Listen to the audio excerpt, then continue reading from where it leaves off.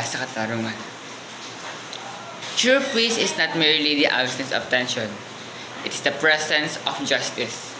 Iyan ang sabi sa sikat na aktivista ng karapatang sibil at pilosopo sa politika na si Martin Luther King Jr. Ang kapayapaan at katarungan ay isa sa mga pundasyong bumubuo sa matibay, payapa at nagkakaisang lipunan. Ngunit sa kabila ng lahat, may mga lumalaganap pa rin na kaguluhan at kawalan ng hustisya sa ating bansa. Ano ba nangyayari sa ating lahat? May maiambag ba tayo mga kabataan at mag-aaral? May tutulong ba tayo upang lumaganap ito?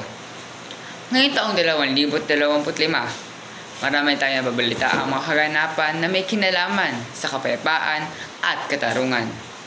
Ilan sa mga ito ay ang kaso ng mga nawawalang sabongero at ang napapanong Ghost Flood Control Project ng DPWH.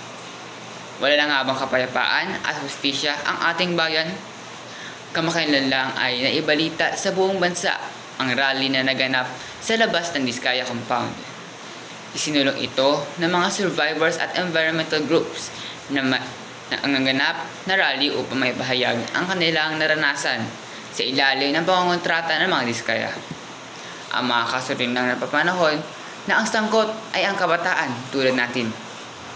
Ang napapanahon katagang hindi nakakatulong, hindi makukulong dahil sa minor de edad pa lamang ay ginagamit para makalusot sa kasalanang nagawa.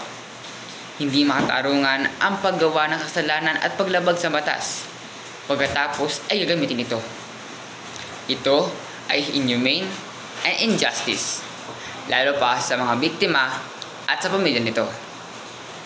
Bilang kabataan at mga susunod na botante, ang una natin gagawin ay magmasid, magsuri, mangilatis ng mga politiko.